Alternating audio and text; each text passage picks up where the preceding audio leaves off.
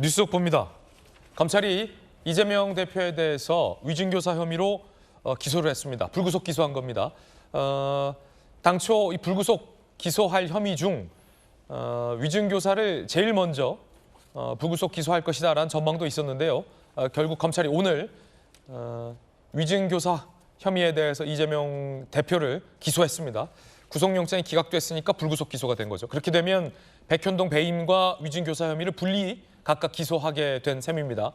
그리고 검찰은 이 쌍방울 대북송금 의혹에 대해서는 수원지검으로 사건을 이송해서 보강 수사를 할 계획이다라고 입장을 밝혔는데요. 정익진 변호사님, 네네.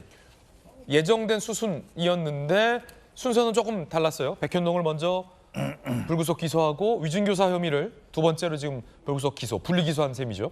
제가 봤을 때는 백현동 기소는요, 이재명 대표한테는 아주 복음 같은 일이었을 거고, 왜냐면 어차피 기소가 될 수밖에 없었으니까 해당 관계자들 다 기소됐는데 이재명 대표는 빠질 수가 없는 거고, 더군다나 구속영장까지 청구를 했었으니까. 그런데 그럼에도 불구하고 백현동은 왜 복음인가?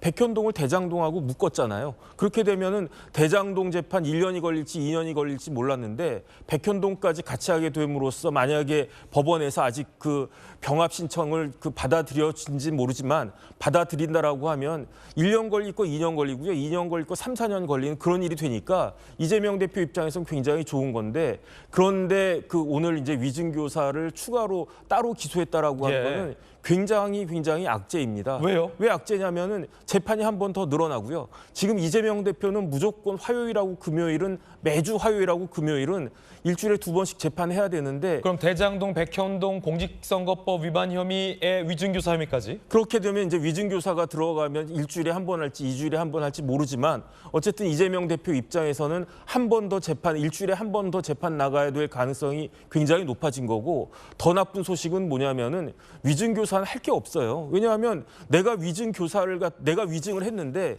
위증을 교사한 사람이 위증한 사람이 내가 위증한 거 맞다. 그런데 내가 단독으로 한 게 아니고 교사한 사람이 있었다. 그게 누구냐? 이재명 대표다. 그다음에 증거로 녹취록까지 있다. 무슨 증거가 더 필요하겠습니까? 이거는 법적인 판단만 하면 되는 거니까 다른 재판에 비해서 원래대로 하면 이런 재판 한 3개월이면 끝날 거거든요. 얼마나 이재명 대표 측에서 이걸 더 늘릴지 모르지만 늘리는 데 한계가 있을 것이기 때문에 아주 나쁜 소식을 이제 이재명 대표가 받았다. 저는 그렇게 판단이 됩니다. 김영주 의원님, 더군다나 이 위증교사 혐의 같은 경우에는 이재명 대표의 이제 검사 사칭 사건으로 돌아가서 그때 증인에게 이재명 대표를 주범으로 몰기로 하는 협의가 있었는지 여부에 대해서 이 증인이 모른다라고 재차 말했는데도 불구하고 이재명 대표가 경기지사로서 일방적인 주장을 계속 증인에게 반복적으로 설명하면서 본인이 주장하는 대로 증언해달라고 요구하는 위증교사를 했다라는 게 검찰의 시각이고, 이 전화통화 대화가 녹취록에 고스란히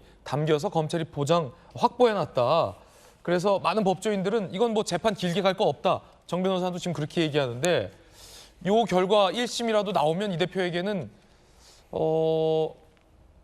상당히 좀 이 대표의 어떤 정치 일정과는 굉장히 밀접해질 수밖에 없을 것 같은데 어떻게 보십니까? 그렇습니다. 이제 사실 유창훈 판사의 기각 행위에 대해서 검찰이라든지 또 여권 관계자들은 한마디로 딱 했습니다만은, 사실은 오히려 더 전략적으로 보면 뭐 야당에서 얘기한 대로 살라미적으로 여러 가지를 분산시켜서 그야말로 생각이 짧았던 검찰에게 상당히 인사이트를 준 그런 행위였다고 보여집니다. 오히려 유창훈 판사의 판결이. 오히려 처음부터 야당 대표라는 걸 각인했으면 불구속 기소를 하나하나 했고, 그다음에 실제적으로 영장실질심사 판결문에 이것은 빼도 박도 못한 범법 행위다라는 말을 간접적으로 해놓은 거 아닙니까? 위증교사 혐의에 대해서. 예. 그래서 실제적으로 빨리 필요한 선거법 위증교사 확실한 부분, 증거를 확실히 갖고 있는 부분은 빨리 기소를 함으로써 이렇게 구속 수사냐 아니냐에 너무 많은 진을 빼지 않고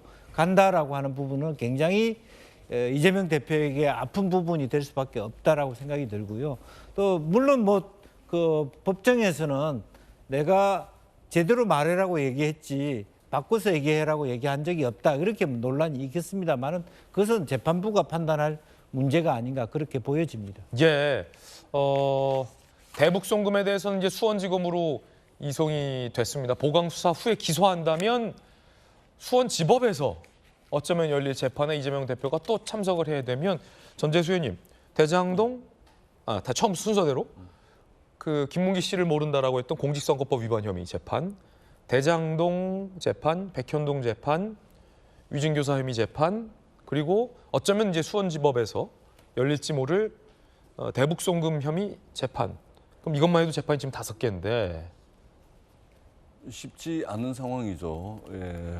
근데 저는 이해를 할 수가 없는 게 우리가 통상적으로 수사기관이 특히 검찰이 구속영장 청구할 때는 수원지검에서 수사하던 것까지 서울중앙지검으로 이첩을 받아서 이관을 받아가지고 병합해가지고 구속영장을 청구를 해놓고 그것이 구속영장이 이제 그 기각이 되니까 그 사건들을 다시 수원지검으로 내려보내고 다시 다 내려보내가지고 기소를 분리 기소를 한단 말입니다. 쪼개기 기소를 하는 것이죠. 검찰 특수수사 역사상 이런 적이 있습니까? 구속영장을 병합해가지고 하나로 묶어가지고 했는데 기각되고 그것을 전부 쪼개가지고 분리 기소를 한다?